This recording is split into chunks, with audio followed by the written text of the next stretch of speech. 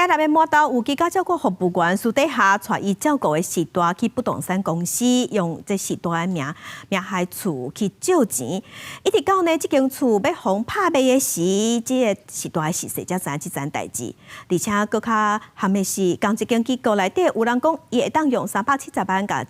这栋厝买落来，即摆就互怀疑讲这敢是连环诈骗。专案检方已经在调查。借钱完之后呢？民意代表即阵时提出为伫台南麻豆一间透天厝相片，讲旧年6月一个记忆退坏，家己一人住的老人，互其他借户员骗带去不动产公司，甲名下的厝底下借钱。原则上他并没有这些需求，我们就不懂他为啥去借这个。根据了解，辜户员先带这家己一人住的老人，用名下的厝甲不动产公司借300多万，一直到厝拍卖，带台北2个查某囝才知影。这时阵，共一个กู้户机构，一个独队后生，佫出面讲，厝拍卖价小较低，伊会使用370万甲这间厝买落来。不过这间厝初估市价只少1000万，互民意代表怀疑是连环诈骗。到底这一笔钱的流向到哪里去？罗生门，因为女儿不知道，妈妈说没有，只有当初带他去借钱，这个居父也知道，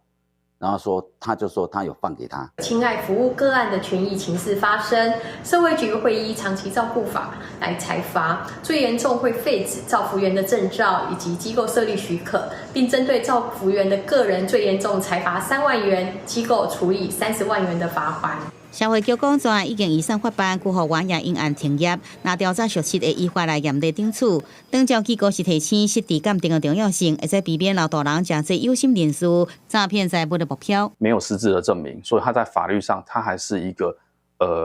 自然人，他是有自己所有控制权，或他可以决定自己所有一切，包含财产的部分，造成说后面的风险产生。随着台湾高龄人口一直增加，家家户户差不多拢要面对老大人照顾议题。机构坦白讲，辜户员的检算依据是多数机构面临的难题之一。民意代表呼吁社会局更加积极监督相关的机构，以免再有不肖辜户员趁机会来诈骗老大人。记者综合报道。